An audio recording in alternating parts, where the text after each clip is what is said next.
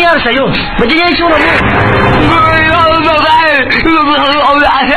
Nakakita ka na ano? Baluli yata ito eh. Salamat, magandang nilalang.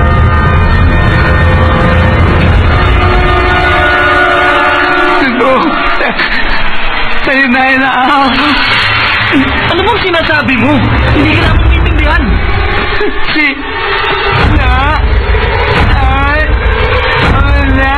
May maitutulong ako sa'yo.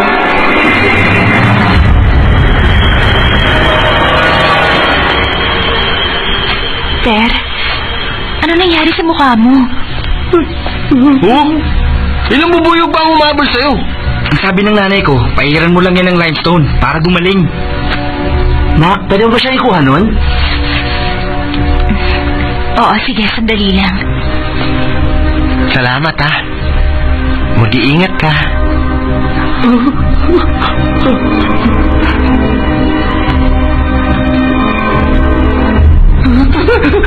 Pinailamaan sa'yo na lahay at mga yun. Hindi ka namin maintindihan, Ter. Ano? Wala na akong ibang naiintindihan sa sinabi mo kundi pingpo.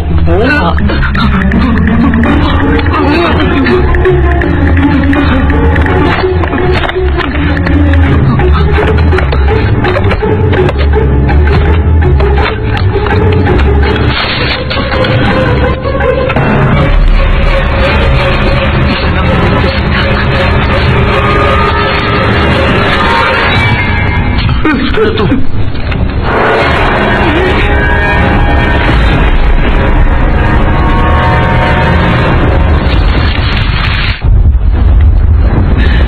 Mga pare!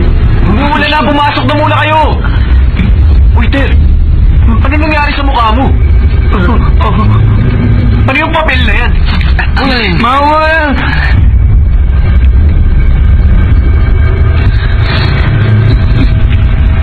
Patingin nga yan! Ang alin ba? Yung papel, ano pa? Anong papel? Wala naman akong hawak eh!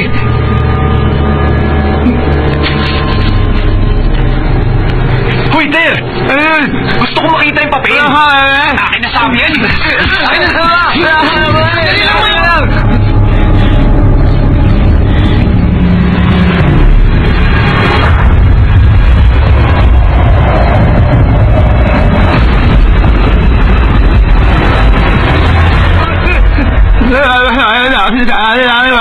Ang sinabi niya, kailangan namin umuwi, mababasa ang sinampay.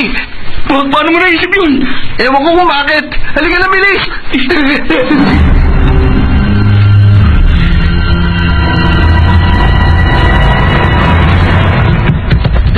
Nakakainis. Muntik na ako makipagmabutihan sa isang multo. Anong ginagawa mo? Nag-impake na ako. Ayoko na tumira rito. Sigurado ka ba, Ter?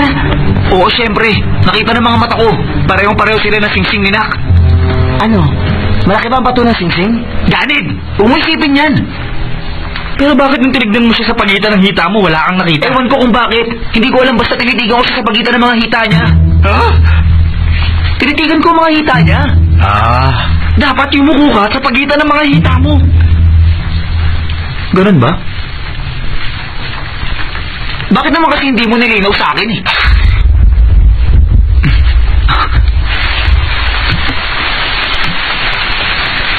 Marunong kaya magbasa si Mac? Oo, nagulat siya eh. Nakita ko itsura niya.